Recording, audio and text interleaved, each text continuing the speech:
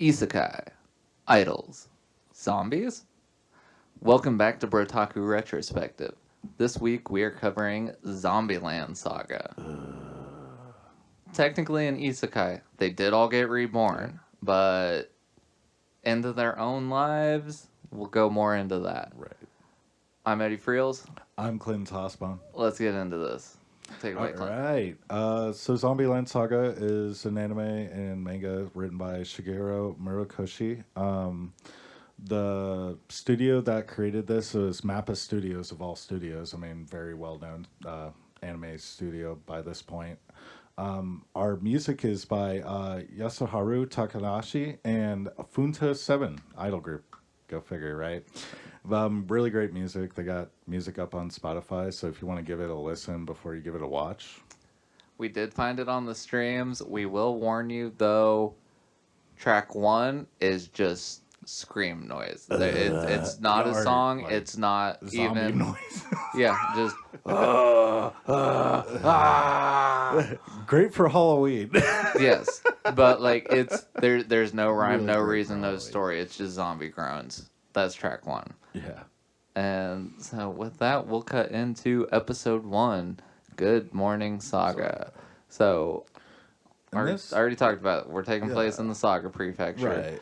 Right. The population is very aging here. Lots of older people, rural community, that A lot kind of of thing. young people are moving out of this town, and it's kind of losing its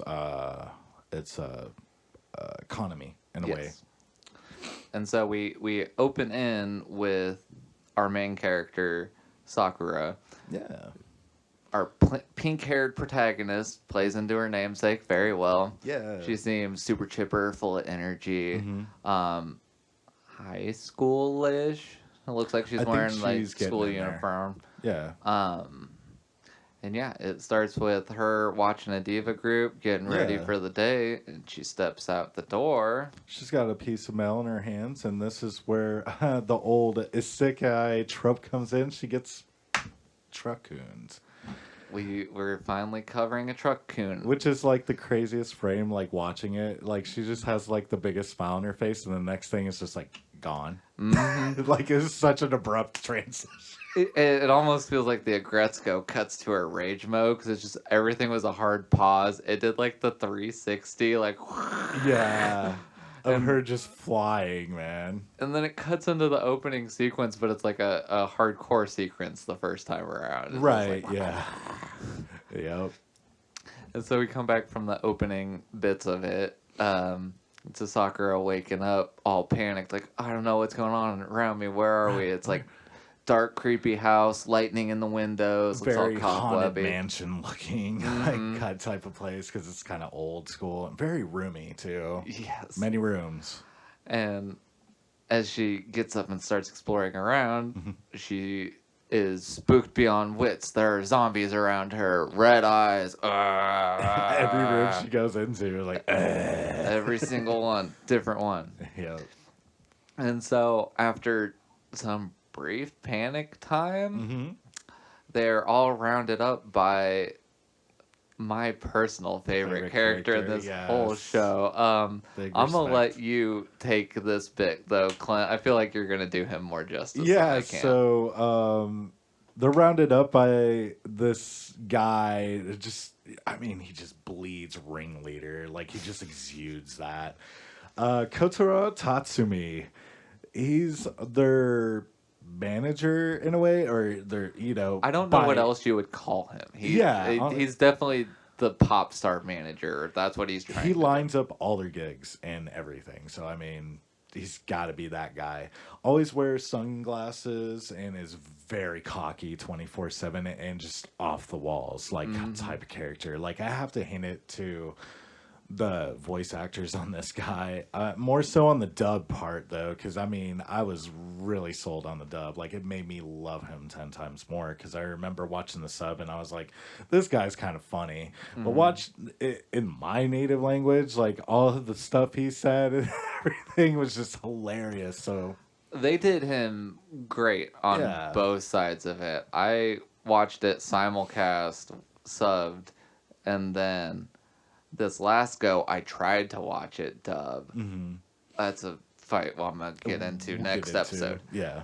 I ended up going back though, but I was super sad to go back due to something I didn't realize because the English voice actor for Kotaro is he's so funny. So the other thing with this one is like if I'm gonna give it an additional categorization, Yeah.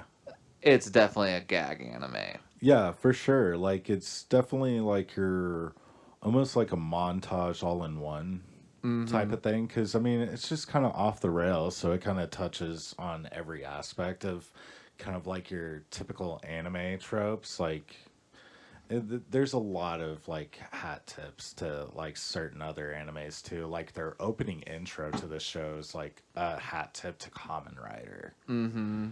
So. Yeah, that's I didn't even think about that one, but yeah, it's joke city all over the place. Like they definitely play into like the repercussions of them being zombies as a trope. Like they laid into that really good. And so like the opening scene with Kotaro and the girls, they're in like what I assume to be the basement room. Yeah, it looks like a prison. Yeah, because it's always like on Kotaro's view, it's like a brick wall and a whiteboard. And then you go to the idol view. And they have like bars behind them, I want to say. Yeah. It's like a jail cell. Like they're just kind of in there. This is our meeting room. And so we've got 6 zombies in total. Kotaro goes through and lists them off, which we're going to do roll call here in a second. It's 7. It's 7? Yeah, 7 of them. You sure? It's not 0 through 5? It's 0 through 6. Okay. Yeah. Well, welcome to Eddie being wrong counter. Nah, it's all good. I forget that they count 0 as a number, so it is the 7, because Sakura is kind of like the main focus out of just visual. That's right. Yeah. You're right. Okay. So, but anyway, she is the only one that is reawakened at this point. It at least has conscious outside of Yeah, she's conversational. She's like, I don't have any memories of my past life, but like I can interact with you. Like, what are we going to do now that I'm a zombie? Because when she first awakens and she's so spooked, she runs out of the house before she knows what's going on. Right. And then the police come upon her and see that she's a zombie. And because he thinks she's like a damsel in distress, and then like she turns around and he's like, oh my god. And it reaches looks like for his firearm. It looks like it's straight out of Junji Ito. It does the zoom in on her face. She's like, yeah. And he freaks out and discharges his firearm, and Kotaro conveniently like swoops by, picks her up, but she's got a hole in her chest now. And so then we get into the meeting. It's like, so you're the only one that woke up. I'm trying to revitalize the Saga region by doing the local idol thing, and so y'all are going to be a zombie idol group. And by the way, your first show's tonight. Yeah, and then she's just like, what? And he's like all in her face about it. He's like, you're gonna do what I say. And it's just over the top. You can do it. Don't think about it. It's a reborn life. You're a zombie. What else are you gonna do? Right. Yeah, just always 150% energy. Yes. You stupid zombie. And so he sets him up a gig at this local death metal concert. Yeah. It's very like underground, like niche, like metal concert, I think. Back alley walk down the stairs, like 20-person capacity kind of thing. Yeah. And first off, I got to talk about the fanboys from that show. The British dude? British dudes. Yep. So on the sub, those dudes don't get as good a justice, I don't think. The dub does it a little more justice with the accent and all that. Yeah. So I don't know, maybe that's like the Japanese interpretation of that stereotype and they do it good. It could be, yeah. But like on the dub, one of the two like metalhead future fanboys is like super British. I'm not even gonna try the accent. I don't have it in me. But like, you know that thick Cockney, like yeah, full on like the freaking Clash type of yep wannabe. Yeah. So they go to this underground club, and for this show, Kotaro is named the group Death Musume. Oh yeah, I forget their idol group goes through a few name changes until they decide on the one. Okay, yeah. And I feel like they throw up like a description, like is one of those like pun names where it could mean more than one thing Yeah, yeah, kind yeah, of thing. yeah. I think it's like one of those jokes that doesn't translate quite so hot. Yeah, that could be it. Yes. Because I remember she freaked out. She's like, "What do you mean that's our name?" Like, Right. And so he's like, "Yeah, you're just gonna go out there. Nobody has any expectations of you. Like, if something amazing happens, something amazing happens." And so they get on stage, and Sakura's having her moment of crisis. Like, She's in front and center, and she's like the only one conscious at this point. So she's freaking out. 'Cause how are we gonna do this show? Like all these other chicks are like, Right. Yeah, and everybody at their show looks like a delinquent compared to uptight Sakura, right. nice schoolgirl kind of thing. Yeah, when they see them on stage, they don't really know what to think, honestly. They're just like, okay. And then this is how I knew like I was just gonna be here for this out the gate. So they get on stage, Kotaro puts on the music, and it's just like a death metal backing track. It's like Fresco type. yeah. And so like they're obviously are blowing all the speakers in the house, and so all the unawakened zombies start just like feeling it like to the beat and start like doing this headbang thing. Start doing gradual headbang, and then it moves to like full body like. And this is where they gain the two fanboys I started hinting at earlier. There's like a short, chubby dude that wears like almost like Kiss makeup is what it makes me. Or no, it's like a Bowie like. Yeah, that's why I said like it was like almost David Bowie like. Honestly, that's what sells you for like that's a British dude, you know? Yeah, so you've got the short, chubby dude trying to be a David Bowie fan, and then you've got this tall dude in like a trench coat trying to be a punk. Yeah, I was gonna say it's like a punk rocker trying to act like Doctor Who. Right. So yeah, they start headbanging, and because they're zombies and they're not committed to any of their joints. Kudos to the audio on the studio, because every time they move, like even in like later episodes, they kind of emphasize it too, like with subtle movements they make like because they're freaking dead. Right. But they headbang like a freaking slinky, and so all the metalheads are like, how do you even move like that? Right. That's not real. They should be like dead. Right. And their spines should be like ripped out. Right. And then the girls with Sakura is like, I don't know what else to do, and in a panic just screams, like guttural screams. Ah. Yeah. And all the other girls behind start to do that too, Yeah. and that's like I said, track one is just zombie noises and metal. Yeah, and then all the other girls start waking up by the end of it. Mm-hmm. Yeah. And that takes us out of episode one. Yep. Good morning. Yep. It rolls us into episode 2, which is kind of what you're one of your favorite episodes for sure. This again, if I didn't already feel like I was gonna watch it from episode 1, episode 2, especially as a weekly simulcast, something to laugh at. Mm-hmm. This one hooked me. Episode 2 is I Love Hip Hop Saga. Yes. I have a little bit of beef with it though. Yeah. Just on both sides. There's both sides to the story. So,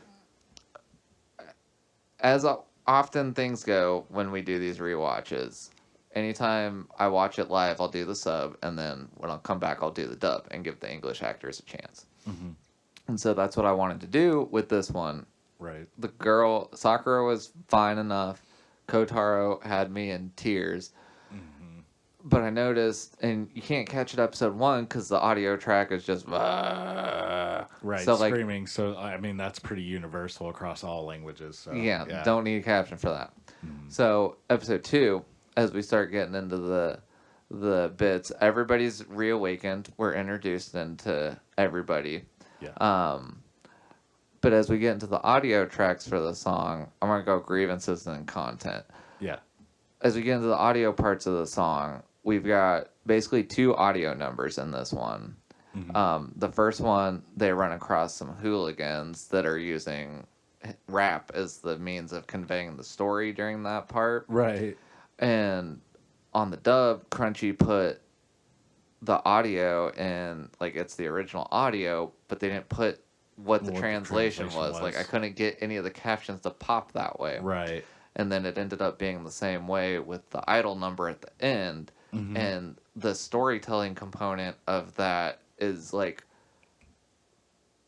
if you're watching it for the story and you don't get the content of each of those songs for episode 2, you saw like 30% of the episode. Like, those two were such a big part of it, even though it was such a small chunk of time. Right. That it was like, without that.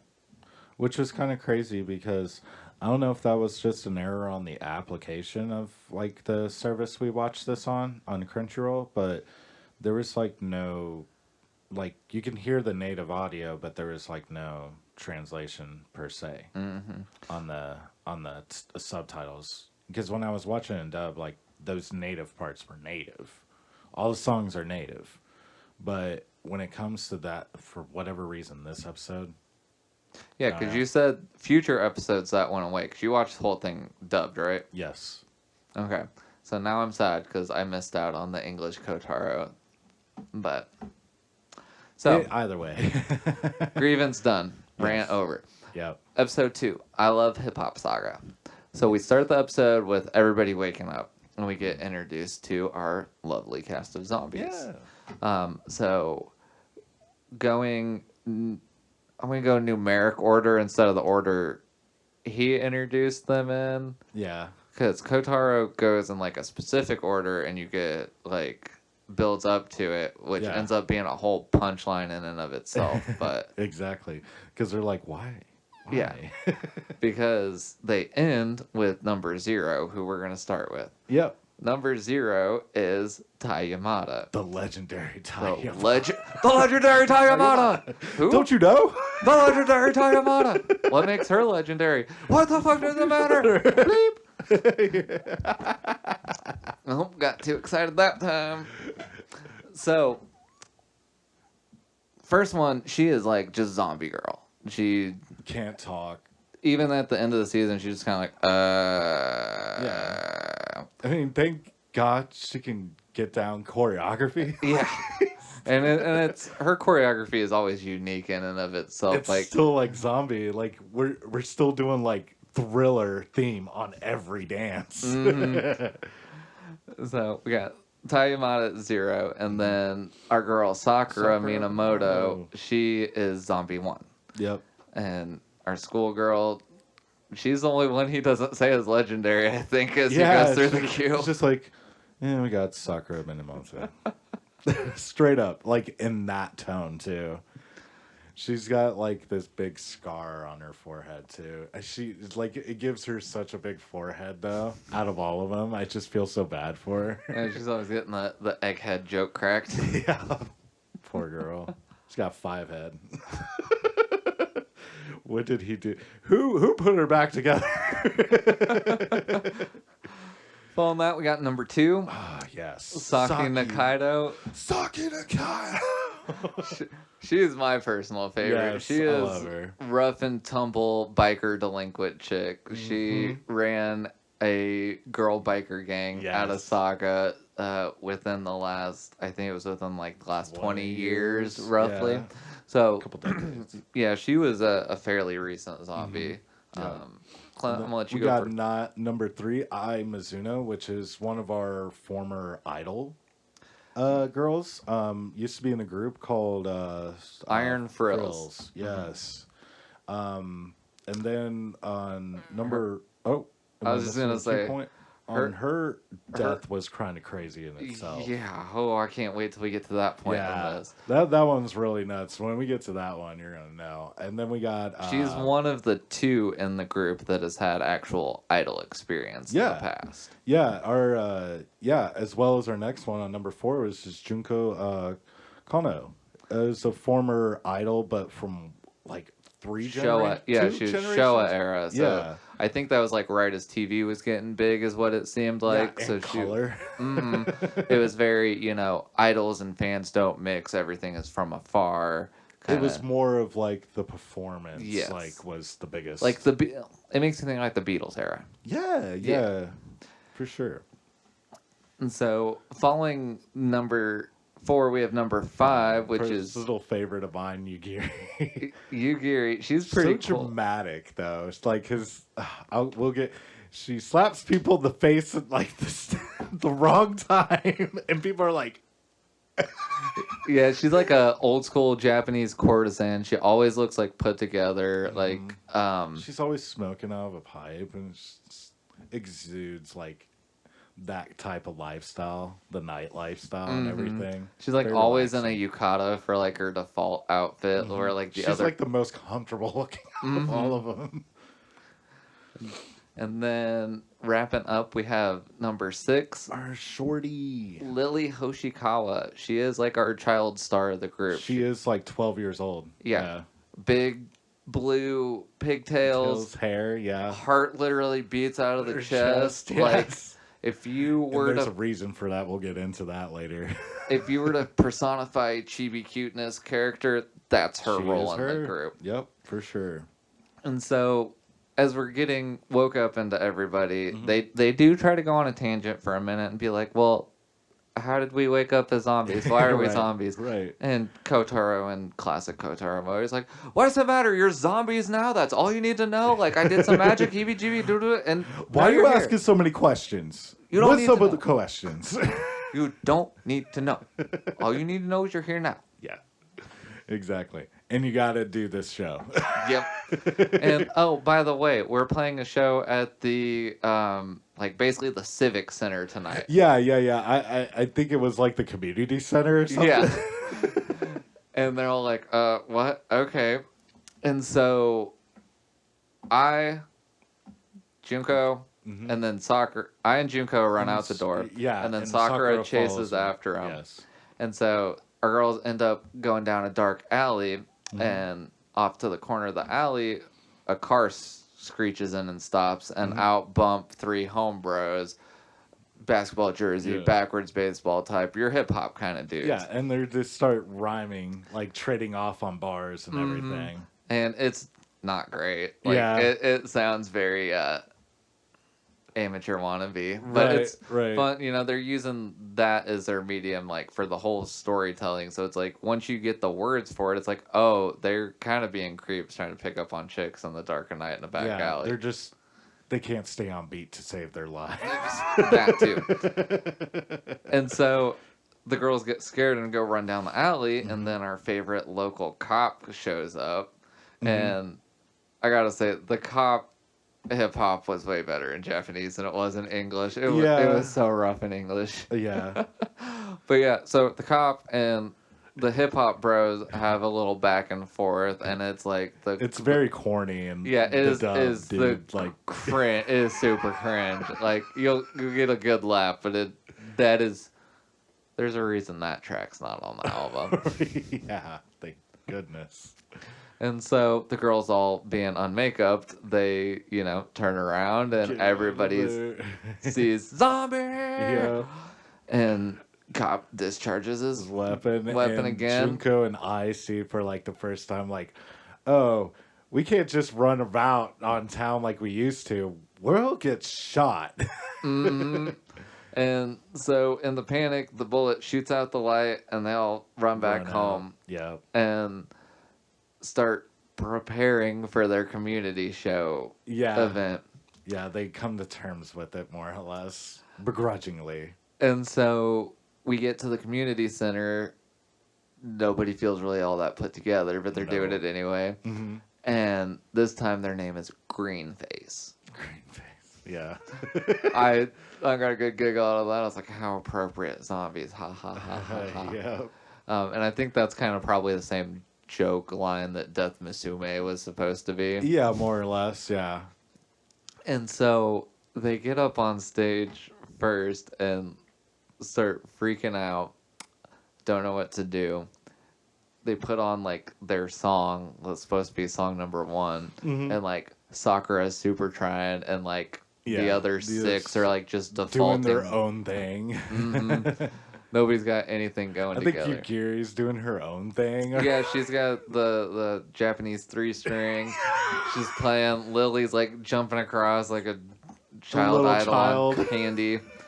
Yeah, then the other girls are like, Yeah. and the whole time leading up to this, Sakura's like, what I'm worried about is Ty's gonna bite somebody. Yeah, Like, not 'cause only is this she's a gonna go zombie. bad, but Ty's gonna bite somebody. Because, yeah, she doesn't ever wake up. She stays like, Yeah. Perpetually. We didn't talk about the zombie dog. Yo, yeah, they got the cute little dude. Yeah. What do you think he is? He definitely is a zombie dog. I'm pretty sure. He looks like his ears make me think like a mini poodle or something. He's a bunch of dogs put together, I think. Frankenstein, to be honest with you. Because you're the other probably girls are. Romero-chan. Yeah. Yeah. Romero-chan, he's awesome. Like, he reminds me of, like, just, like, the little cutesy dog until, like, you get up close and he's just like... Yeah, every time they do a close-up of the dog, it's like they do Demon. some, like, 7, 8, 9, and it's like... Yeah, very demon-looking dog. Like, something wrong with your dog, bro. Oh, he's fine. Leave him alone. He doesn't bite. Hard. Yeah, I beg to differ, bro.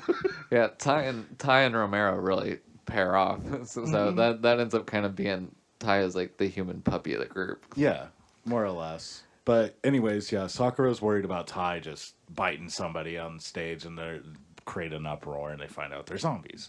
And so the camera pans out to the crowd, and apparently the dude in the front row is eating dried squid. Which, fun fact, for whatever reason, Kotaro always carries dried squid In his pocket. in his vest pocket. Yeah. And uses that as a training tool. For the zombie. And so Ty, seeing the old man eating the zombie, or eating the squid. Ooh, treat. Yep, jump for like it. a dog. And so she goes to jump for it, and the girls grab her arm. Yeah. Her arm pops off. Her body hits the stage. Mm-hmm. Head pops off. Flies Goes out into to the crowd. And she bites onto the old man's jacket. Just... Right. And he's like, oh, are you hungry? Here, feeds her squid. And then Sakura comes, takes the head back, and then they pretend it's like a magic show. Yeah. They had a different joke for it on both the sub and dub, and they were equally as funny. I wish I could remember them, but yeah, either way you watch it, it's great. Yeah. And so it's Sakura and Saki on stage fighting over the head because Saki thinks this is just hilarious. She's like, oh, she's a zombie. I can just keep putting it back on. Right. And Sakura is like really worried about everybody figuring out they're zombies. Having a panic attack up there. And so she ends up getting enraged and she slaps Ty's head like a dang volleyball. And it goes flying again. It does like the super slow-mo, like... all the motion is just like, zoom. And then you get like the records. Yeah. And then Sakura just starts going off, and it ended up being this episode's music number as a hip-hop battle. Yeah. And it's just her like going through the bars of like everything that's just ticking her off, like more or less. Yeah, just a stream of conscious free flow, like in diss track basically is what she's doing. Yeah. And I think I'm so glad they left it native for both goes of it, because even though you need the captions because of it being that kind of diss track, she is basically using this as like a wake up slap for the crew. Like she's like, y'all need to get your stuff together. Like this is not gonna work. And she calls everybody out, even the audience. She calls everybody out. Yeah. But why I'm glad they left it native is Japanese don't care about rhyme scheme as much because their language naturally It seems rhymes. like old poem style type of thing going on. So many, like almost all of their words end Tells with a story. A vowel, and so by proxy, like they rhyme by default. So they don't care about that. But as a Westerner, we love rhymes. So like I love just listening to Japanese audio just for that. I'm like, everything flows. It's so much fun. Yeah, because it always ends on like in the musician's world, it ends on that motif every time. Right. Because it always ends on that last. Yeah. And so we get through the rap battle, and she everybody thinks it's just like a magic show, impromptu hip hop one. Yeah. I loved once it got going and Kotaro had a mic and he's in the background. He's like, yeah, Yeah, doing the whole beatbox thing for him. he Yeah. killed it. I love when he did the record reverse. Yeah. Yeah. And then like all the girls jump in with their own specialty for like background noises. Yugiri is playing Her little good, yeah, and the she's in three like string. a hup in the background, and Lily's like jumping around, and that ends up being like one of my favorite audio tracks. That's why I was so enraged that it didn't have Because it kind of had the gradual buildup of everybody coming in and stuff. Yeah, I can definitely see that. Yeah. And it was just like, you know, the first one, the accidental show, whatever. Like, Yeah. okay, we got the whole two screaming, metal. yeah. Oh, and the two metalheads are in the crowd for this Yes, one, so yeah. they're the day one fans. Yeah, the diehard fans. They're like, oh, they changed their name. Oh, it's a hip hop show. Like they're right. just They're down just- for whatever with these girls. Yep. And so, yep, episode ends. Everybody liked it. It was standing ovation, that kind of thing. Nobody learned they were zombies. Yeah. And we end I Love Hip Hop. Yes. And that brings us into the next segment of the episode where they have another gorilla show. Or no, this is another pop-up gorilla show that they have to just do. Very little time as usual from Kotaro because he's just like, gotta do it. Time to go. Time to go. Exposure. Let's go. Yeah, he's like, we're getting it out, but we now have your real first song. Like, no more of this. Just get on stage and do it. Like, here's your actual material. Yeah. Gives them a musical number and everything. Yeah, to practice too. And so they're like, you're gonna have it done, and we're gonna go on the street and perform it, and just see, you know, what happens. Try to get some fans gorilla performance. Right. And I feel like for the most part, it's just a lot of like chemistry building between the team. Like that's when they pick the leader. I believe, and it becomes yeah, we get the leader and the name. Those are like the key things. Which yes, of course, Saki has to be the freaking boss. Yeah, they elect Saki as the She leader. elects herself. Yeah. Nobody's just gonna say anything about it. And it's just like I led a bike gang, so obviously I'm the leader here. But like, really, Sakura's the heart of the group. They always lean on her. She's been the support for sure. Yeah, but I will say it is funny because anytime Yugiri addresses Saki, she's always like, Captain. Yeah, I So know, right? she takes it seriously, which I adored. Yes. She pays attention. And so we do lots of practice, build up to the gorilla show, and it's literally just like flash mob, dance mob. Yes. The other two girls, the former idols, aren't in for it. Though, Yeah, they're like, I don't want to do this. This is dumb. Right. These girls don't know what they're doing. Like, So it's like, yeah, the non-idol part of the group is like, we're going to show to you we can do this. And then the idol part of the group's like, we'll see. yeah, basically. And so they do the show. They trip up a little bit as expected. Yeah, it's always that part, like, where they're kind of, like, running across from each other. And, for some reason, the smallest member is the one that trips for whatever reason, which I thought was kind of crazy. I'm like, Right. you can avoid these big people. I mean, you're, like, nimble, I thought. But no, apparently not. Yeah, it's always hurt. But they do a good enough job to win over Junko and I. Yeah, and then one little girl, I remember that she was just like, oh, yeah, I love this show. Yeah, they finished out the song. I and Junko jumped in, and there's one little girl that was dancing and singing, and I was like, yeah, so happy. So that was episode 3. We get our first fan. Yep. Pretty nice, concise. The area that they do the little performance in, like, I felt like they put a lot of effort into that little animation. Yeah, the little crosswalk kind of place. So I feel that might be like a little tiny landmark somewhere out there, but like I didn't pay attention to where it was, but specifically they didn't put too much emphasis on that. Yeah, this whole episode felt more like the just get the girls together, like, you know, right. We're trying to fuse 7 individuals into one group, like that kind of thing.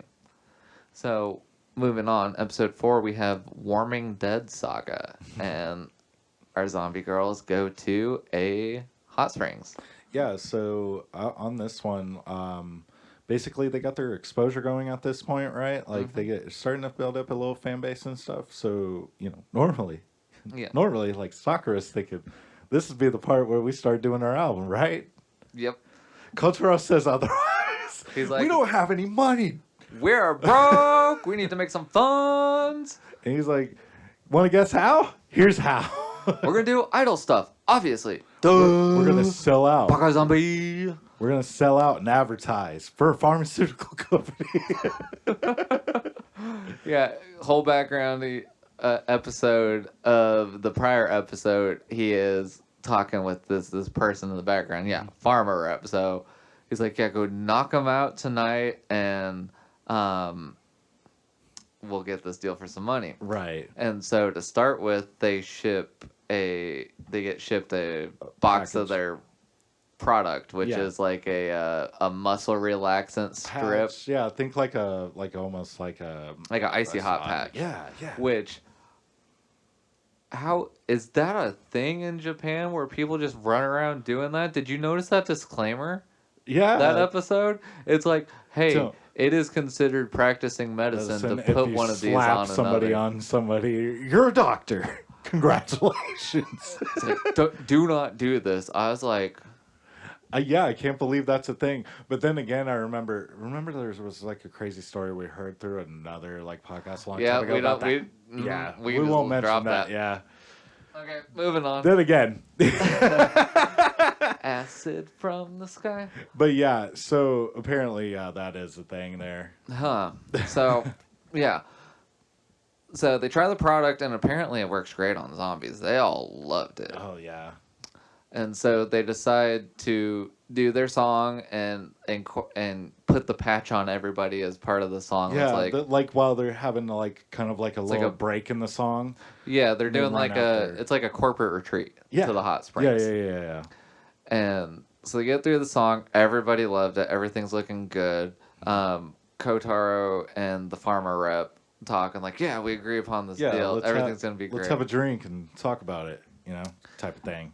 So in the background of the whole episode, the girls are throwing a fit because girls being girls are like, we got to be in the hot springs. Like, Yeah, come and on. Kotoro's like, no, you can't because your makeup's going to come off. And then people are going to find out you're zombies. Yeah, you can't go do this. Yep.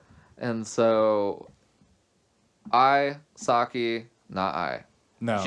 Saki, and Sakura decide to go to the hot springs. Yeah. Saki was, of course, the bad idea instigator, trying to get Sakura to agree initially. And then Junko kind of peers around the corner and she's like, I wanted to go too, actually. And then, it kind of drags Sakura into it. And so they go enjoy the hot springs. They have the hot spring moment. And of course, their makeup's already off by this point. The full on, like, blue skin now. The fan service was kept classy. Like, you don't see anything weird. Honestly, I don't even pay attention to that. Yeah, The one chick you would, Yugiri, isn't present. Fair enough. That's why. Well, and like they have all their bandages on and stuff too. That too, So, yeah. So it's like nothing to see. I mean, they're nothing for you, DJs. Sorry. But we have our hot springs moment, and I don't remember what leads to it, but Sakura loses her head. Yeah. I think it was some horseplay or something going on. Yeah. Just having fun in the hot springs and relaxing. Yep, they knock her head off, and at the same time, on the other side of the hot spring, the farmer rep's getting in the pool. Yeah. And the farmer rep feels something on her leg in the water, and it's one of those medicated strips that the girls had on. Yeah, she's like, oh. And lifts it up, and then there's Sakura's head, like it looks like a drowned chick underwater, dude. Like, you're just like, oh my god. that scene from Lord of the Rings at the end where they're walking through the dead marsh. Yeah, that. That's exactly what it is. So she flips out, jumps out of the hot spring, and goes running into the hotel. And everywhere she goes, it is turned into like The Shining. There's just things going down hallways, and then she thinks it's normal, and it's not normal. She's like, oh, zombie Junko. Ah! Zombie Yukiri. Ah! Zombie Lily. Ah! And so we wake up the next day, and everybody's getting on the bus to leave the corporate retreat. Kotaro's like, what's wrong with her? And she's just on the floor in the fetal position, like she's got like the horror lines on her face. She did not sleep. And one of the coworkers tells him, like, yeah, she had a pretty traumatic night last night. And She's just got some forgot. PTSD that she can't remember anything in the last 24 hours. He's like, bummer. Including their deal. Yeah, he's like, Kotaro. Like, you can tell he's just really mad. And he's just like, bummer. You never see his rage in any way that's not comical, which I appreciate about that. Because we know that sucks, man. Yep, that was a nice payday, and because they wanted to go in the hot spring and all wanted to explore. Yep. So, since that business venture fell through, we're on to our next one in our next episode, which... The Nice Bird Saga in Your Heart. So that's got to be a Kotaro line, right? It really is. It really is. Or a Saki line, because she's a big fanatic of this place. Yeah. It makes me think of Kotaro because he's like Reagan Arataka from Mob Psycho on like the max. Another level, yeah. He's like, I'm gonna say something for like a more American. He's like a Michael Scott kind of boss. Like, he's like, I'm gonna start saying inspirational stuff, but it's just gonna be gibberish that was said in an inspirational tone. Like, show them the green face of your heart. What does that even mean? You know what I mean. Like, just show them. So yeah, we get Kotaro comes again to the girls and is like, well, since you guys had to go take a dip last night, we didn't make any money. And so I got another idea. You're gonna do a commercial for a fast food joint. Drive-in Tori. And Saki loses it. She's like, are you kidding me? She's like, oh my god. And then everybody else is like, what is that place? She's like, shut up right now. You are a disappointment. What are you... You're going to save Saga and you don't know Drive-In Tori? Ah! And it's like Saga disappointment. It zooms in on her. It does a counter. And so this is apparently like her favorite place to eat. It's like a barbecue joint, but they specialize in chicken. So it's like grill your own chicken. Yeah, her and her girls used to roll up in this back in her biker days. Yep. And so, yeah, they're going to make the new Drive-In Tori TV commercial. Yep. And so they all get, made up presentable and stuff and whatnot and make their way out there and to talk to that representative of that store and everything. And, Saki's still trying to tell him, like, this is good, guys. You gotta, you gotta trust me on this one. You can't believe we're here. Mm-hmm. It is, she's just so ecstatic and everything. And then Tatsumi's trying to listen to what this dude's trying to say about the store and everything, about the business deal and all that. Yeah, because the first thing to do is like, hey, try our food. Yeah, obviously. Know what this is about. And they're just, all of them are losing it. Ty's eating their chicken raw. Yeah. He's like, it's fresh, but I didn't say it was that fresh. Don't eat raw chicken. It's salmonella. All kinds of stuff. Don't do it. Don't do it. We're not zombies. Nope. But yeah, he's trying to hear out what this guy's saying, and the dude's like, don't worry about it, man. It's, they're just trying to eat. They really like the food. And I love how, because he did this to, like, the pharmaceutical lady, but he just gets all charming and everything, grabs her face, like... Yeah, all the Kotaro putting the moves on people anytime he's like, they're too close to the truth. Like, look at me. Look at me. It makes me think of those Old Spice commercials. Yeah, look at me. Look at your man. Look at me. That's what I do, baby. Yeah, Kotaro is a 100 speechcraft character. Yes, he really is. Even though he's off the walls, he kind of knows his way around the conversation and kind of pivot his way anyways. Mm-hmm. He's a fast talker, for real. But yeah, so they try the food and everything, and then now they're getting ready to do the commercial now. Yep. They meet the crew. They each get an individual chicken costume. Yeah, and I think they're showing a commercial from some time ago, the Tori commercial, and that's what they're redoing. Yes. I thought that was incredible the way they put it in there. They did an oil painting of the commercial, so it wasn't like direct like infringement in a way. But you it know? was like still like you got the vibe. You're like a bunch of people doing like a chicken dance in the field. I was like, that was cool. That was a stop motion thing. Yeah. So because they made the painting move every so often, so I thought that was really cool too. Kind of trippy to watch. Honestly. Yeah, like it is a weird cut in, but yeah, it was pretty trippy, but really cool. Yeah, I agree. And so the girls practice through the afternoon, getting the take. Saki has like a total idolation of the dude in the Cuckoo-san costume. Yeah. She's like, the legendary Cuckoo-san! Who? The legendary Cuckoo-san! And then Ty is like, chicken! Chicken! And so they get through the afternoon, they finally get the take, and they're all like, feeling great. Yeah, we did it. We did it. And, like, the director's like, I think this is the cut right here. But Kotaro, always Kotaro, he's like, no, you did it as idols, but don't you see what you're wearing? You're chickens. You gotta be the chicken. I need to hear you cluck like a chicken. So I want you to go out there and cock-a-doodle do it. Sakura's like, you're right. We weren't chicken enough for the chicken club. Saki's Let's like, do we're it just one more time. We're gonna let the Coco down. No, never. And the director's like, no, it's really okay. We got it. Like this that is was good. And he's like, no, one more time. And they do another number that as they get lined up to get going, Tai cannot hold it any longer, and she's like, I need to eat the chicken. And so she chases after Coco-san. And roll the film. Yeah. Play the music. Play the music. Roll the film. This is the shot.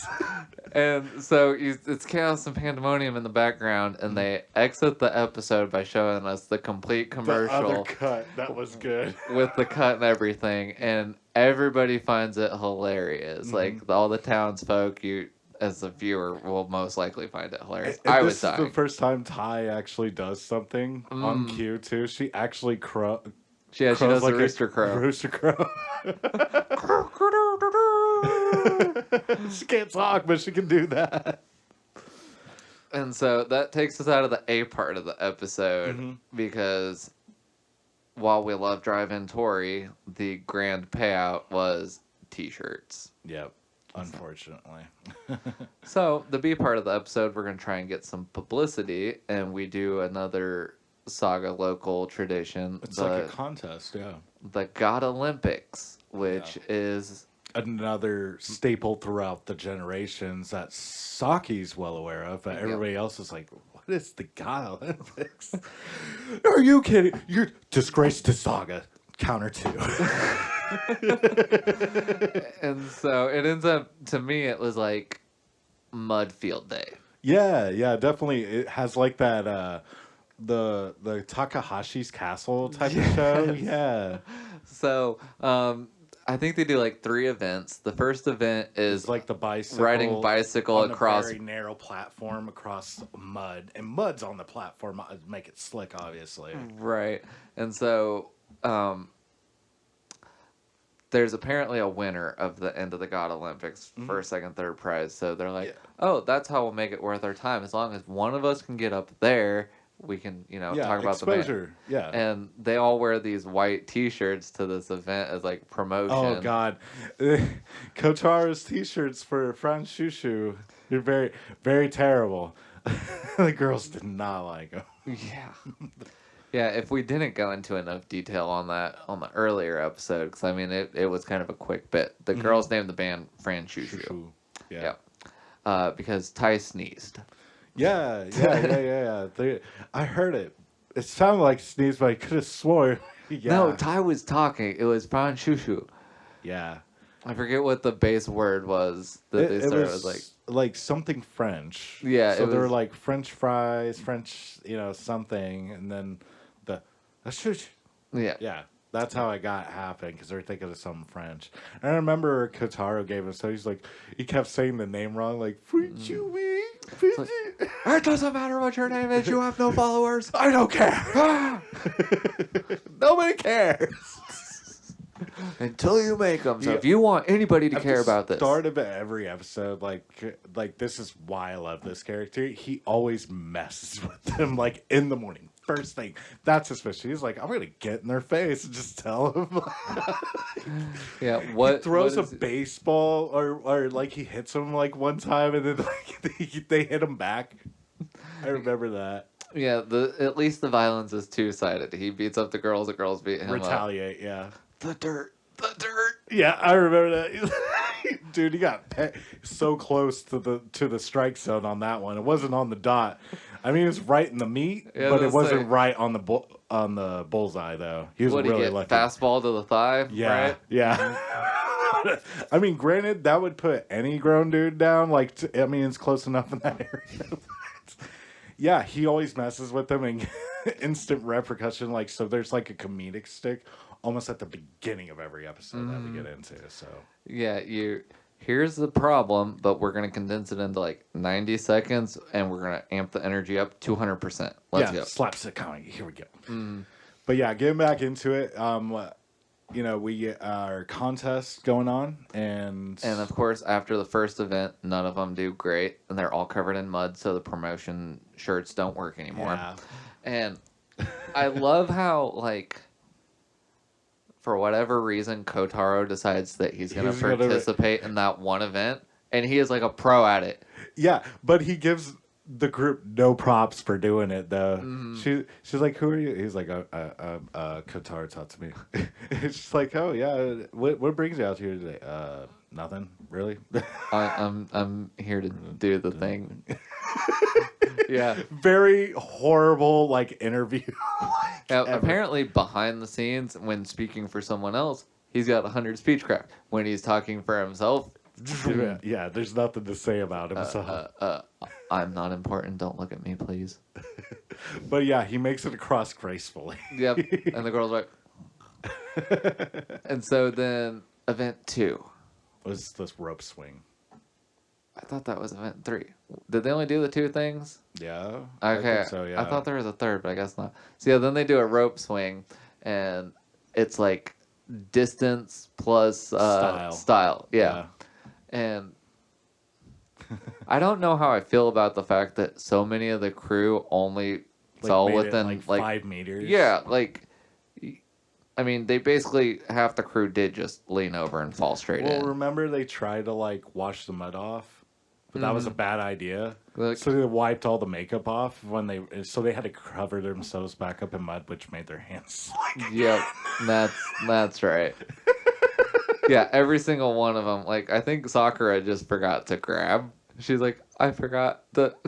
Yeah. Did belly flop. Yeah. And then Yugiri, I'll let you. Your fave. I'll let you tell about that one. That was pretty great. Oh, Yugiri! Oh my God! So it wasn't like a full on like she let go kind of swing. Like she swung, but she stayed on the rope and was just like freaking Cirque du Soleil on that thing, and all the dudes were like, "Oh my God!"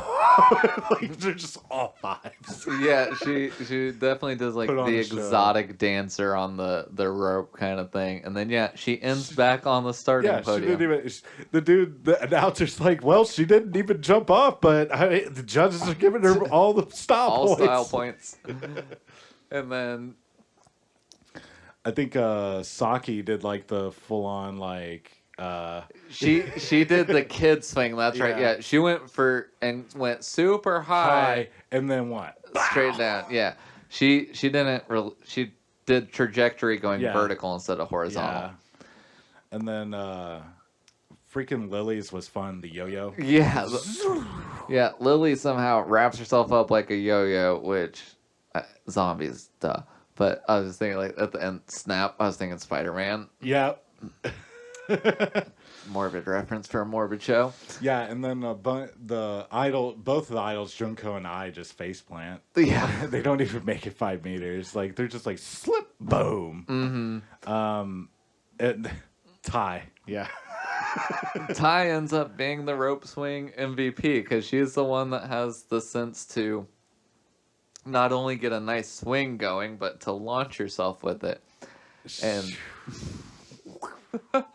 So she launches with so much force that while she is in the air, her body pops apart. Legs, head, torso, blah, blah, blah, It's blah, blah. raining body parts. All Fran Shushu freaks out and runs down on the field like, we gotta put her together before we're found and out. nobody can see what's going on because they looked up at the glare of the sun, so they're like momentarily blinded by the light. So in that moment, the Saga gang takes advantage and is like, oh, put it back together. And so at the end of it, Ty goes to number 1 on the platform for knocking everybody else's distance out of the park by like a mile. Yeah. And they're like, great, of course, Ty is the one on the stage. And the shirt's muddy, and then that's when Sakura's like, oh wait, do your shirt. Yeah, because at the start of the episode when they're getting all dressed up, Ty rips the shirt. Yeah. So she gives her spare underneath. She's like, all right, well, for later, you can take it off, And so she's like, oh, rip your shirt, Ty, so we can. And so she rips the shirt, and it's the drive-in chicken Tori short. Yeah, so she looks down at the shirt, and she does the crow from the commercial, and they're just like... Everybody loves it, though. They're like, hey! And in the background, we kind of get out of the episode with the local reporter is like... Yeah, these girls look familiar. I need to pay attention. There's something here. I don't know what, but there's something here. Yeah, local Saga newspaper reporters are actually watching these girls, semi-closely just to kind of see what all the buzz is about in Saga, because they're giving, Saga a new breath of life and everything. So they're trying to revitalize the region. So... Episode 6, Episode 7, we get kind of a 2-part story going into the backstories of both Junko and Ai, which Ai's backstory, oh my god. Yeah, it's pretty crazy. One in a million chance, Yeah, I was going to say, if any of these gals are truly legendary, it's Ai Mizuno. For sure. But yeah, number 6, we kind of get into... them trying to get their choreography. Right, they're working on a new song. Yeah, because they got a gig, or they're looking into... They're looking into their next gig. They haven't quite figured it out at the start. They done some sneaking around and got on Kotara's computer and was looking into like the Saga Rock Festival, and they're like, oh, that'd be cool, but that seems like miles away from where we're at. Yeah, that's when Ai sees her old former group pop up. Yep, we see Ai's group is playing Saga Rock this year. And so girls start working their new song, and Kotara's like, hey, this song is gonna feature Junko and I as the lead for it. You two are the ones who have done this, so we're gonna do that. And then they set up, as a kind of fundraiser for the new song, they set up a meet and greet with the fans. And so everybody's lining up for pictures, this, that, the other Photo ops and all that, shaking hands like, oh, we love you so much, idol group. Junko freaks out. And she's like, this is unprofessional. Like, this isn't what we're, this is what idols do. Right. In her head. So, yeah, kind of like I had hinted back in the original call out. She came from, like, the TV megastar era where, like, there was so much distance between you and your fans. Yeah, you could only see them on the tube, on the television half of the time. And so, like, she had the stress that, like, her public image always had to be perfect for any, like, the accidental... performance had to be key. Yeah, for sure. Can't be messing up, no scandalous paparazzi things. Like, she was buttoned in all the time. Yeah. So, as a result, she was kind of like a very reclusive person. Like, she was a very, she was a solo artist. Yeah, I think like jazz piano artist. And so, we go... They do kind of into the backstory with, we find out that's why she doesn't like that kind of thing. And we come find out that the way she passes. Yeah. And she poor was actually Junko. heading to the Saga. Yeah. Yeah, she was heading to a show in Saga, and airplane engine went out. And that was all of there was. Yep. Like, and it is that fast on the show. She was just like, on the way, engine went. I woke up. Yeah. So. Nothing I could do about it. But she and I get into a fight because I is a more modern kind of idol. Yeah, this is like, what we're supposed to do. Like, right. This is how I got up, and fans want to see growth, and like my old group is literally gonna be on this ticket we wanted to get on. Right. So like this is kind of it, and so they have a very butting of heads with their philosophy, and Junko hides herself upstairs as we start going into the show. Right. About the same time the fight goes on, we get from Kotaro that, oh, you girls are going to be playing the Saga Rock show. Right. Yeah. And they're like, what? And Saki is like, wow. Yeah, those when Saki and Kotaro feed off each other, those are the ones that get me the most because they're like the two loudest characters vibing off each other. Yeah. And they just take it to the next level. I'm like, oh my, calm down, guys. But yeah, so they know that's going, and so Junko has secluded herself. The rest of the group are. I think I walked off and all that too. Yeah. And so everyone minus Junko starts working towards the set, and in the background we kind of get like a calendar countdown of like this many days till the show, this many days till the show. And so that is pretty much the A part because it's sentimental saga. Going into the B part, episode 7, it's zombie-mental saga. Yeah. We find out about what happens with I, and I'll let you have the floor with this one. Yeah, so I kind of, goes off on Junko and everything. They kind of split off and all that. We learn through them splitting off because I was the one that they kind of run after. Junko's kind of barricade herself so nobody can get to her and everything. So they kind of just like, all right, well, let's kind of try to get I back at least. Then through them trying to reach out to I, she kind of just pushes them away even more. Just, just by being like too brutally honest without really considering their feelings about stuff and everything. So she kind of shoots everybody down, runs off, and she ends up having a reaction to the storm that comes through. I think Saki was the only one around her at this point, though. And has learned through that's when because after the fight, the girls split. Yeah. And so Saki runs after I, and Sakura runs after Junko. Yeah. And that's when, that's when Sakura learns that Junko comes from like old times. She's like, you don't even know where computers are. Right. But yeah, Saki learns that I is afraid of lightning due to a 1 in a million chance that, during one of her outdoor performance shows that foreshadowing that they're going to come up on here pretty soon too, she got struck by lightning. No, runs out to center stage, does the point to the sky right on beat, the big crowd pleaser, and the clap happens, and then boom! Human lightning rod. And I guess I shouldn't have been surprised because it's a zombie show, but the fact that they did like the flyby of the charred body on stage, I was like, good job on because you want to see what everybody's shocked about, because everybody in the crowd's like just speechless, like that happened. And you see the back, like we're seeing the back of it though, like when she's going across, like it's just burnt. I was like, dang, that's why she's all wrapped up, folks.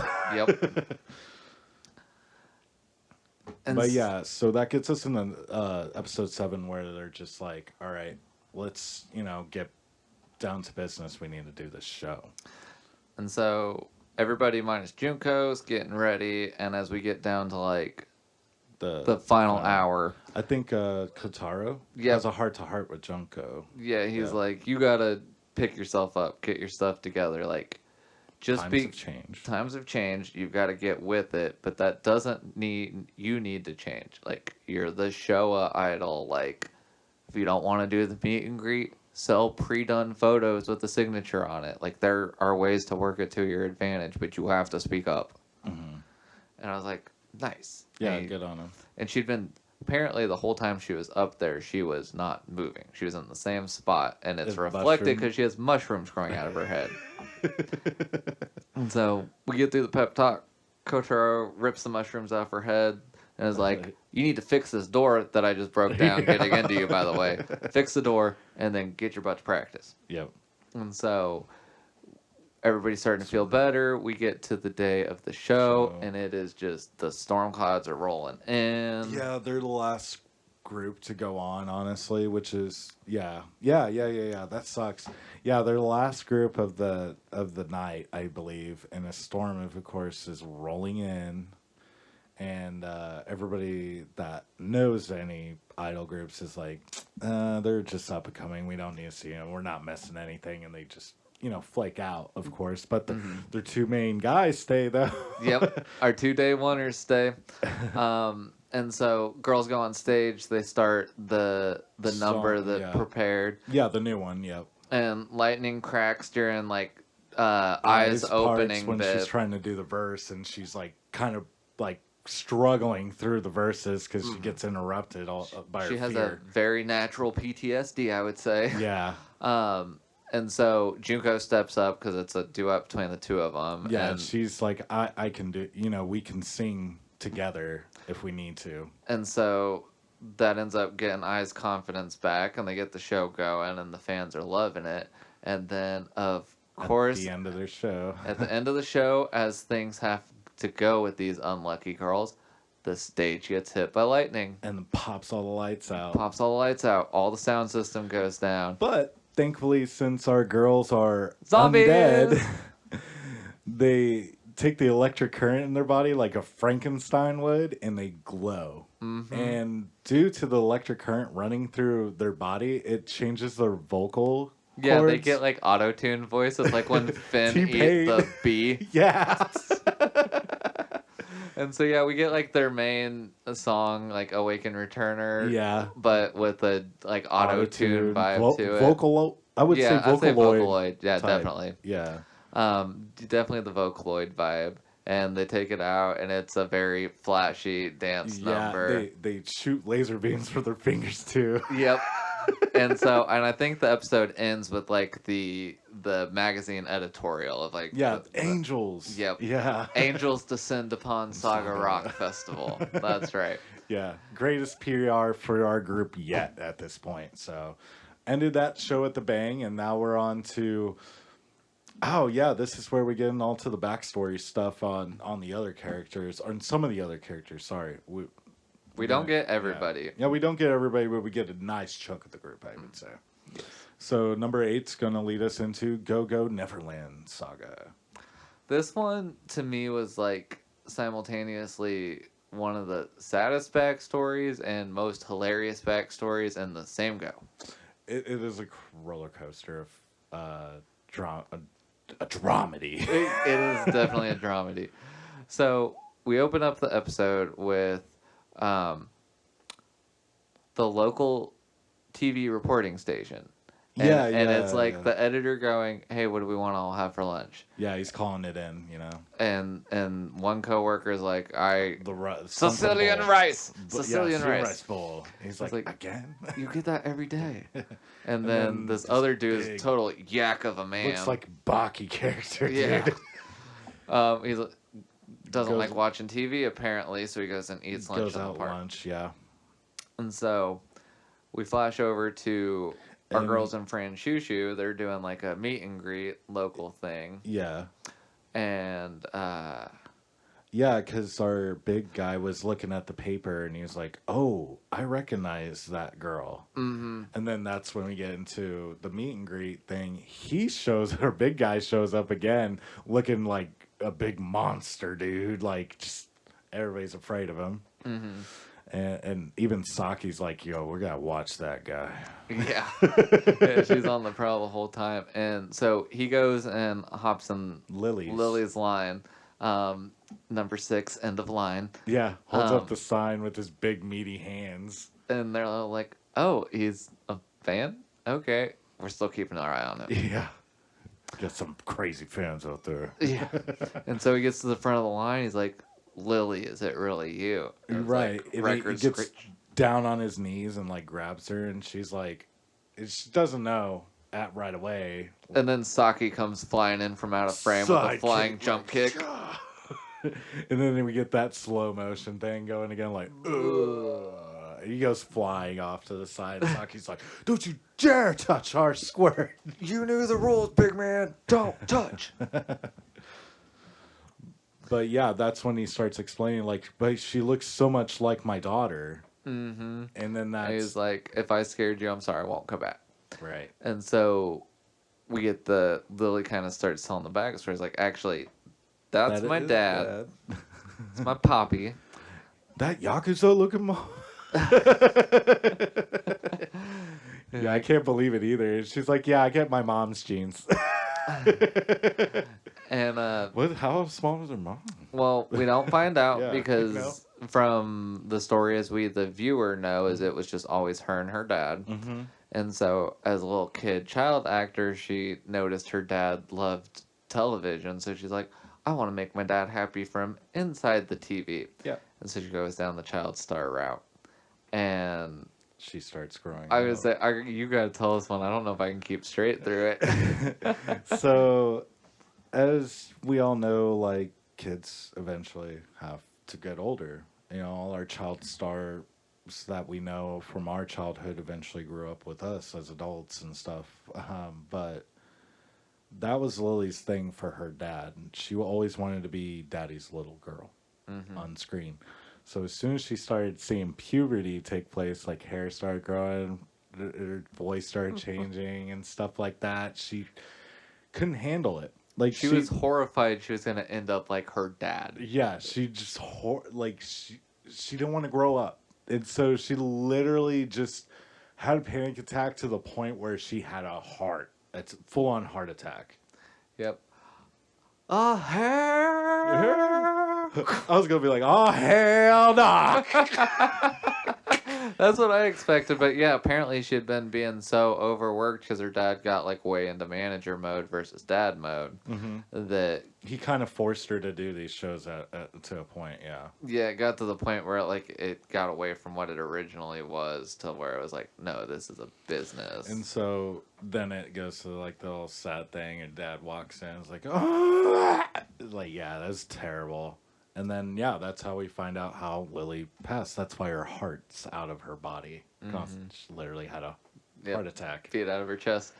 And so, yeah, they do like another meet and greet. And dad comes, he's like, I'm sorry I scared you last time. I won't ever show up again. Like, walks off. But she's like, Lily's like, I would like it if you had come. So they send him a personal invitation to come to their next show, and then this episode's audio number is Lily inspired. She's like, I'm gonna write a song that he will know is exactly for him. Right. No one else needs to know, but if he comes to the show, we'll play it for him and debut that. Yeah. And so they have this public show like outside. Yeah. And they're getting to the end, and they're like, he's not here. Like, you can't miss him. He's a big dude. And like as they're about to start throwing in the towel on it, you just hear freaking elephant running in, and he gets her all out of breath, and she sees him, and we get into we get the music number going. Yeah, I gotta say this one's probably my least favorite. Yeah, for sure. I don't know if there are other songs like this in Japanese music culture. Like, it's not in any of the things I listen to.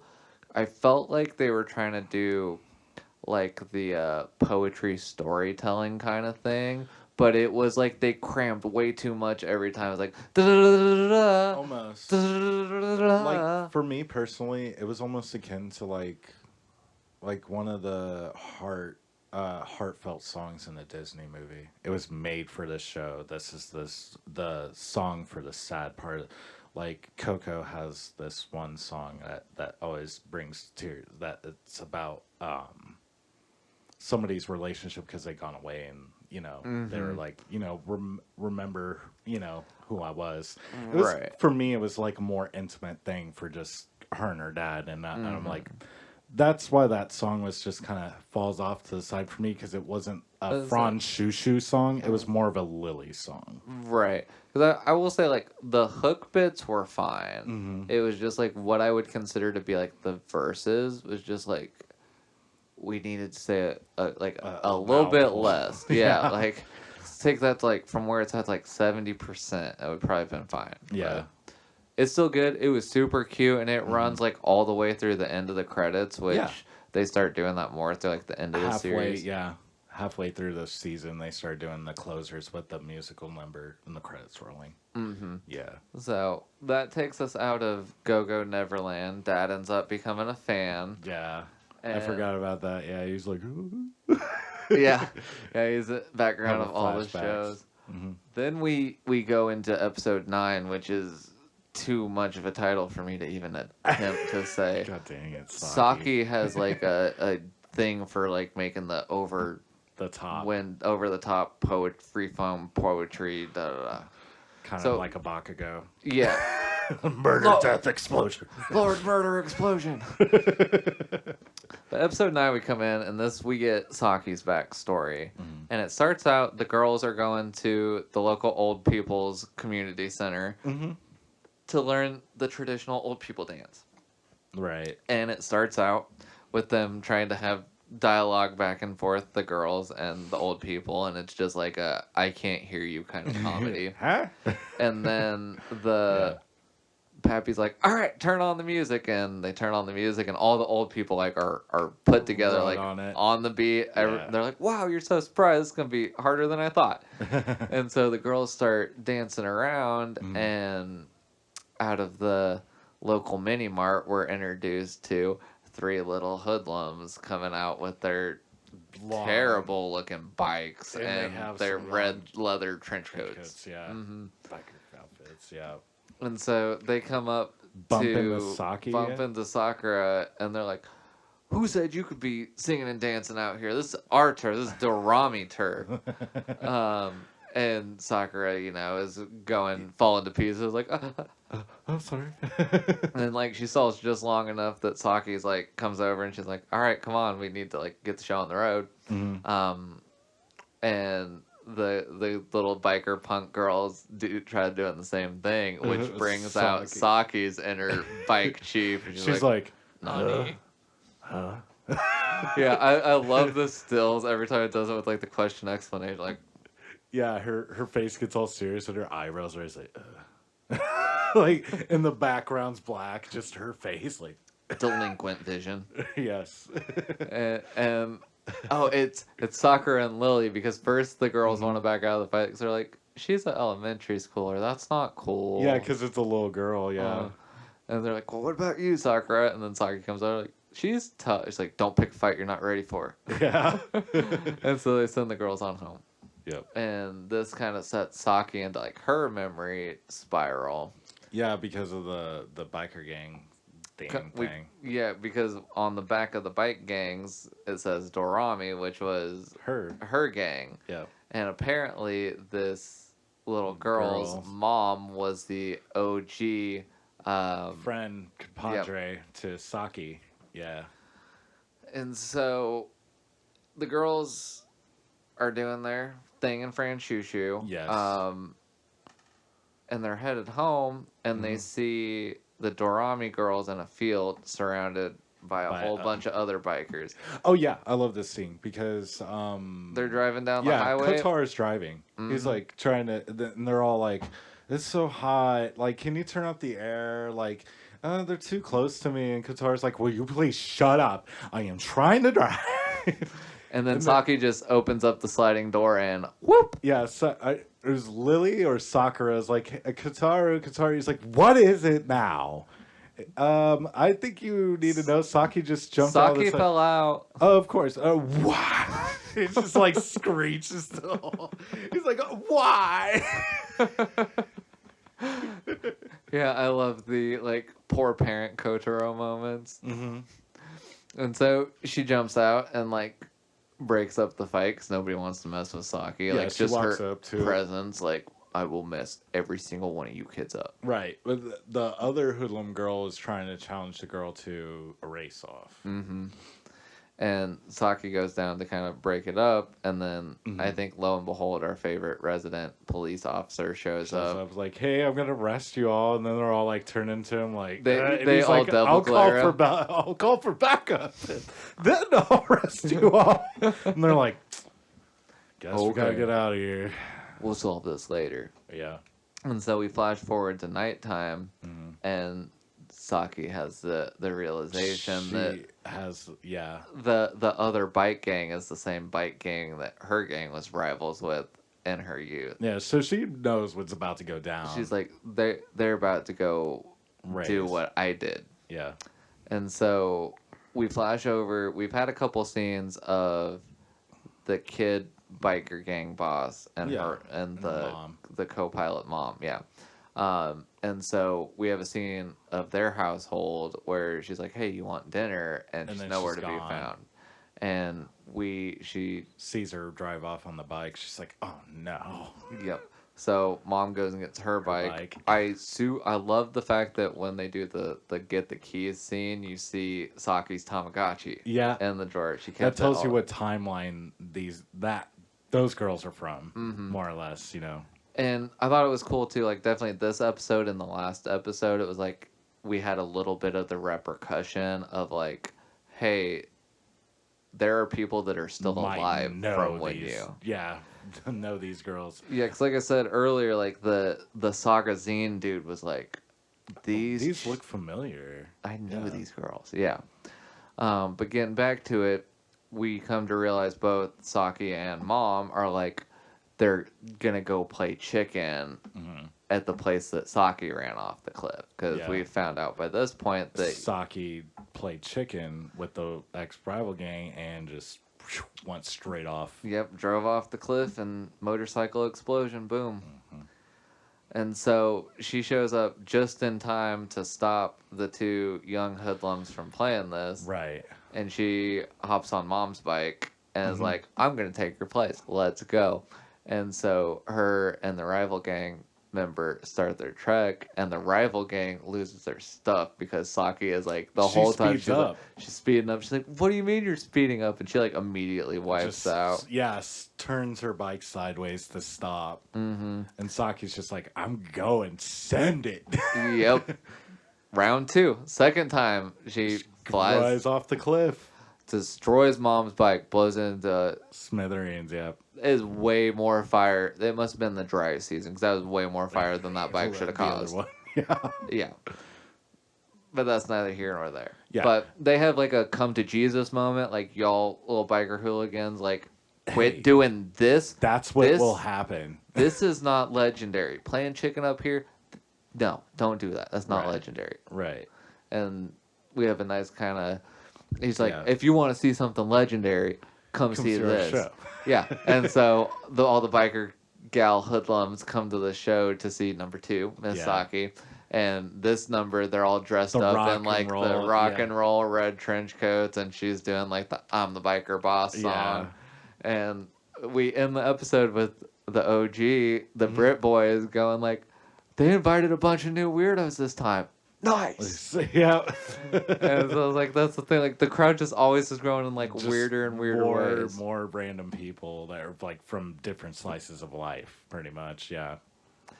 And so, wrapping out the rest of the story, 10, 11, and 12, we have Sakura focus. Which is quite a turnaround, because we started the show with her. Now we're ending the show with her.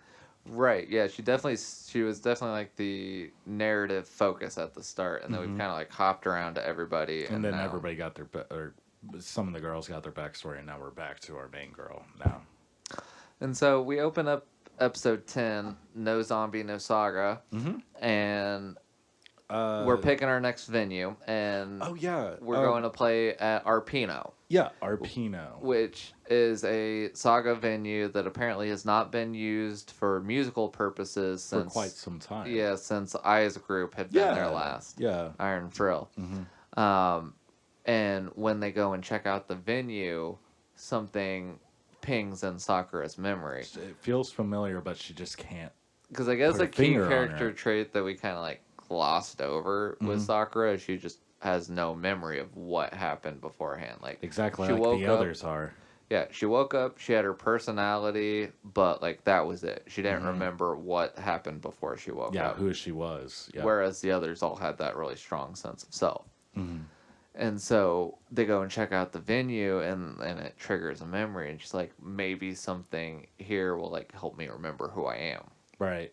And then that gets her super into like the practices and the routines and stuff. Like she's an starting to over performer when she's anxious. yeah, because she's hoping she's next for like the aha moment. This is who I am. Mm-hmm. Like the other girls have had. She's kind of having that FOMO. Yeah. She's fear of missing out. Like she's missing out on something with the other girls. Mm-hmm. And main guy sees this. Yeah, because she's like constantly speeding up. She's not paying attention to anybody but herself. Mhm. You know, she's dancing alone. Yeah, and Katara sees this and kind of wants to do something about it. We need to do a team building exercise. Anytime something big's about to come up, there's always a training montage. on the mountain. On the mountain. Mountains are big, mountains are tall. Get up there. And so he drops them off in the mountains in the snow, and they have like a few-day retreat, survival. Yeah, he doesn't leave them with anything. Normal. Luckily, Kotaro. one of our girls was like kind of like a camp girl. Lily's like, I did a show where I was a camp girl. Yeah. What was it, like Manic Panic Camper Volume 3 or something like that? Some crazy. Who even knows that show? I don't. Yeah, it's Saki that's always giving her crap. Saki and Lily's little rivalry all the time is fun. But yeah, so they're in the mountains, and Sakura's losing her stuff because she's like, we have this big deal. We need to be routine. Yeah, practice. And the other girls are like, we need to survive. We need to survive. And so everybody kind of branches off. I goes and makes a bow and tries to hunt. Junko tries to get some fish. Mm-hmm. The girls are making a fire, of course. Yeah, too. Lily, Saki make a fire. Yugiri goes and finds mushrooms because they're like, hey, we're already zombies, so we could just eat whatever we want. Yeah, poison mushrooms. Whatever. Yeah. Don't eat poison mushrooms, kids. And then Ty's is frozen. Yeah, first she's frozen, and then she like plays with Romero and like does snow angels and makes snowmen and that kind of thing. She's the morale booster. She's like what's the dude from the Boston name? Ben Carr? Yeah, the guy that's just always dancing on stage. Yeah, she's that. Yeah. So, and the whole time Sakura's losing her stuff, like practicing by herself. Yeah. And we get picked up by the end of it. Yeah. Clearly Sakura still hasn't really learned anything. She didn't learn why they went out there. Yeah, and Kotaro... oh, yeah, because she gets her head bit off by a freaking boar monster. Mm-hmm. And then she just goes off on Kotaro, and she's like, I've had enough. Like, this has nothing to do with what we're trying to achieve here. It has nothing to do with you're trying to achieve here. So why are we even out here? Mm-hmm. And so they go back, and Kotaro has a little bit of like a come to Jesus moment with her, like that, hey, you're not dancing alone. Mm-hmm. Which causes her to get back to practice kind of late. And so she watches the girls. They made like some revisions to their current new number they're working on. Yeah.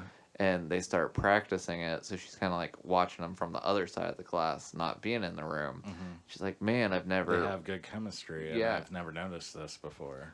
All their moves are on point. Like, they work together great because while we were in the mountains, that's what they were doing, was working together and working on that, whereas I was off by myself. Freaking out, yeah.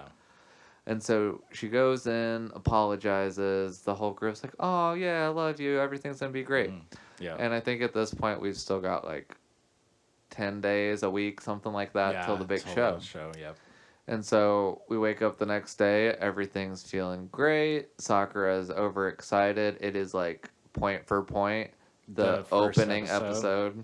She's all happy and stuff. Puts on her running shoes, runs out the front door. Boom! Truck-kun. Dang, you Truck-kun. The guy gets out this time, or at least what we know of, and it's like, "Are you okay, miss? I could get some." And then the Romero's right there, like, "Ah." Yeah, and it does one of the really creepy looks I'll of come him. back with help. Yeah, takes off, and apparently, this hit revives her memory of Yeah, her her life, subconscious or herself. Yeah, and she forgot everything that she had done since being a zombie. yeah. So from episode 1 to now, that's nothing to her. Now, all the performances, nothing, just gone. Mm-hmm. You wanna take Sakura backstory? Yeah. So Sakura basically has a freak out moment because she goes right back into the house, I think, after a bit, and She's a very tragic character, Yeah. so to speak. yeah, she kind of like has this, what would you call it, like self-sabotaging kind of personality in a way, just because things don't work out, and she takes that so personally. Yeah, I would say she's definitely like a combination of the embodiment of Murphy's Law Mm-hmm. and the ability to not separate herself from that. Like it happens, then she takes it personally. So Yeah. she goes on this little tirade of like everything that ever happened in her life. She's like, when I was in this grade, I was in the school play and I practiced until I knew the She whole tried her butt script. off. Yeah. Hmm. And then the day of the performance, I was sick. Mm-hmm. And then the next 3 years, I was on the relay team, and I practiced my butt off till I was the fastest person in school. And then during the opening ceremony walk, I got a muscle cramp and couldn't do it. Anytime I try, bad things just happen. And then we get a little flashback to that opening episode where it's Eye on the TV. She's watching the Iron Frills bit. Yeah. And it's actually coming from an interview where I is talking about how she doesn't view failures as failures. Yeah.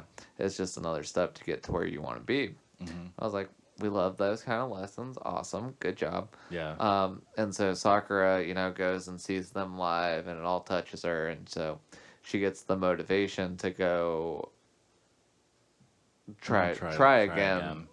She'd been down in the dumps forever. If I try things, it just fails. So why do I even try? Yeah, and all the girls are trying to cheer her up in this point in time, but you're just not hitting anywhere with her. Right, because, back episode 1, she goes to try because she's submitting her idol application mail. And she just finally picked herself back up again, and then boom, Truck Coon. So Yeah. as she's got her memories back, she's like, it's just always bad. It's always bad. Pessimist cycle. It's now her turn to lock herself in the attic for till the day before the performance. She straight up tells them, do it without me. Yeah. I don't want to do it anymore. Everyone cycles through. And that ends up being basically the whole one-of-a-kind saga. Episode 11 is just the girls trying to get Sakura to snap out of it. Right. And we get all kinds of like different sad yet cute scenes of the group trying to like be like, cheer her up. We and need talk you. sense into her. Yeah, if it was having a successful show without you or having a disaster of a show with you, we want the disaster. Yeah, I was really trying on her end, like trying to, like you wanted to be an idol just like us, and you were actually doing it. Mm-hmm. Yeah, and like Ty, I feel like Ty is the one that's trying the hardest to get her to see, but she can't talk though. Right, and with like her classic personality, she's just like, "This is annoying. You're not communicating. Like, get the f away from me." Yeah. Whereas like before this event, she was more helpful. Yeah, like she was like Ty's favorite person because she had the endless patience. Like, you're gonna get this. Focus. 1, 2, 3. But 4. see, when that's her personality, so she's a different person when she's helping somebody, but when it's somebody trying to help her, no. And I think too many of us can relate to that, unfortunately. Yeah. Like, while it was a little over the top with some of the examples, I was like, I sympathize. I got you on that one. Yeah. And so she struggles and struggles, and I think she has a heart-to-heart with... Yeah, I was going to say, we get into episode 12, and it kind of starts out with she still hasn't gotten her act together, so now it's time for Big Boss Man Kotaro to have come to Jesus talk. And so they have a back and forth, and, she's like, I can't do it. And he's like, what does it matter if you can do it? I can do it. I'm doing right. the thing I'm supposed to be doing. You trust me to do the thing I'm supposed to be doing, so you need to do what you're supposed to. And Yeah. it's, the normal kind of Kotaro fighting back and forth, that kind of thing. Mm-hmm. And so he doesn't really get her back to, like, the Sakura we've known to this point, Mm-hmm. but he gets her, like, a little more willing to She cooperate, to gets her try. on the track, Yeah. anyways. So it gets her start taking the baby steps.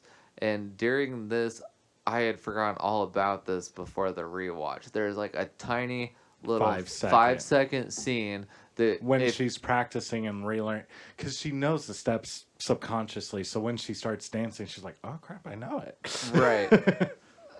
But before they go back at the end of the Kotaro talk, there's this 5 second blink and you miss it. There's not even like audio to it. Scene. Yeah, it's some dude some boy in middle school hands Sakura a CD. CD she dropped. Mm-hmm.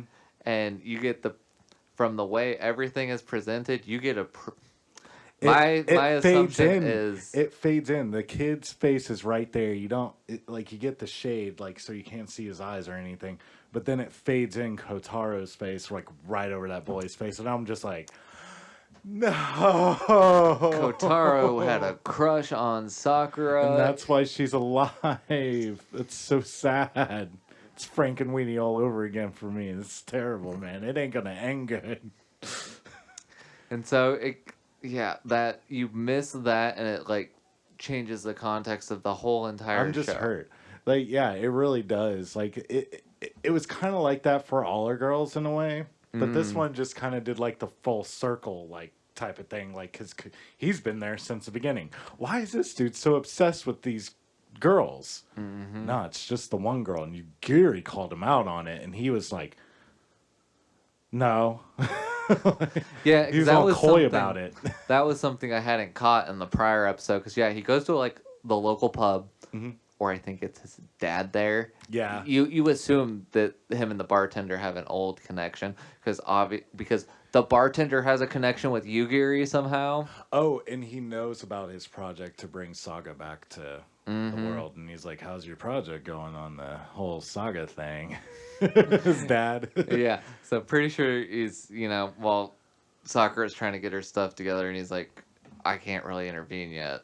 Yeah. He's sitting at this pub with his dad, and that's another classic Yugiri slap. Because Yugiri comes in and tries to chat with him, and the best way I can sum it up is the character has the emotional realization, and then she'll be like, "No," says the exact same emotional realization. That's my and line. Slap. Right, you weren't supposed to have that realization yet. I'm supposed to have that realization for you. I think she just likes slapping people. She's the drama. That's why I say she's got a taste for the drama, dude. She really does. And so, Yugiri knows it's her. You're doing it for her. And he doesn't want to admit it that it's that. That's why he's slapping. No, it's for Saga. Yeah. And so Sakura comes back to the group. They start trying to do the dance test, and because of how much she had been dancing on her own, her body still remembered the routine. Muscle memory. Yep. In real time, that shit, it's real for the day. Yeah. She knows. And so we get to the day of the event, and the news is saying it's the heaviest snow in 10 years. So big whiteout storm happens outside and everything, yeah. And so Sakura starts freaking out. She's like, "Of course, everything I do goes bad. Nothing's going to be good." Yeah, storm's heading out. They're doing the sound test. It's just them and the sound guys in this big old convention center. Well, we get closer to the show, and she peeks out the front door, and it's all the fan base they built up. Everybody came out we're going to come. 500 people. Yeah. Yeah, 500 people show. We see the biker chicks. We see the Brit boys. We see everyone. Yeah, they'll old show people. Up. Old people. Lots of old people. And so Kotaro's like, "Sakura, you've got to answer them. They're all here for you." And before this, leading up to it, out on the street, two random girls walk by Sakura, and they're like, "Number one, we love you so much." And so she doesn't realize it. Why they're so excited for me. She's like, "Oh, I guess I was something, huh?" Yeah, it did make an impact. Yeah. And so we get going with the show. The environment's good. She's kind of nervous. And like we go outside of the venue and zoom in, and we see like one of the supports cracking from the like weight of the snow and everything. Yeah. And so the girls get started with their set, and first the window breaks. Yeah, it breaks open, and everybody's like, "Oh!" And they're like, "Stop the show!" And Kotaro is obviously like, "No, don't do that. Make it music." Now. And so, like the first part of the audio track, is like it's like all the girls trying to build up Sakura for her bit, and so it's like snowing and looks all dark and majestic, and then boom, crash, pow. Yeah, all the supports come down. All the supports fall down. A hole falls in the ceiling. The stage collapses. The sound system goes offline. Big thing of smoke. And Sakura's on the ground in crisis mode. Oh no, like, this is exactly what I thought was going to happen. Because she can't remember the zombie times and realize that not a single one of their shows have been great. Yeah. That it ended great. It had a rough start. Getting there. Yeah. And then that's just a Fran Shushu show. Yeah. It's going to be chaos and pandemonium. I can't remember. It's Junko that starts singing. With all the sound off, Kotaro is like up on the top deck and he starts clapping, doing the steady beat. And so one by one, the girls start getting up, doing their part really shaky with no audio. Yeah, setting up for Sakura's main line to come in, and they get sound guys in the background, like trying to get everything hooked back up, rigging everything. Yeah, and Sakura finally is like, "All right, they all did it for me." Stood up, and she has like the most shaky, like not into, just like reminds me of episode 1 where it's like I'm just all screaming from the heart, like and then the music kicks back on, and she's got the confidence, and we finish out the set, and she's finally has her memories plus the modern personality, and it was a lot of fun. The performance aspect was good. All the CGI Vocaloid things were a lot of fun, I thought. Yeah, I did too. I didn't mind the whole, like, I mean, if you're paying attention to it, you're going to see it. But, like, this is Studio Mappa, so, like, they kind of, like, blend it in a little well. They don't super focus on, like, their whole CGI stuff. It's when they're doing think of how much money it costs to animate the choreography like that in 2D. Yeah. So cool to cop out on 3D any day of the week. So yeah, and like it's only for the dance numbers, so like it just made everything nice and smooth and fluid. Like it's fine. Right, as fluid as zombies can be. Gotta think of that one, guys. Don't be too judgy watching. And so we take the main song out to the final credits, and we end season 1 back at the Saga zine, and we have the editor being like, "I don't get it," and it zooms down on the table. Yeah, got 3 old pictures of Junka, I, and Lily, and then there are 3 Fran Shushu new pictures. Yeah. It's like, I don't know what's going on, and with that, boom, that is the cut of season 1 of Zombieland Saga. Yep. So this one was a fun one. It's from the first time I saw it on simulcast, I was always like, I know I'm going to come back and watch this. This was just a fun ride. You don't have to take it too seriously. Like I said, it's a gag anime, but it's idle gag anime. Yeah, seriously. Like you can casually watch this one, and I watched it dubbed, so a lot of my watching was kind of in the background for the most part, because you can like listen to these people interact and kind of just know what was going on for the most part after watching the first couple episodes and getting well acquainted with everybody's personality and everything. And it was so fun to watch that my significant other started watching it. You know, it's because it's got that like slice of life feel to it. Like it's very cozy vibes. Yeah, it's got the right amount of comedy too. Yeah, I don't think there's an episode I didn't laugh at.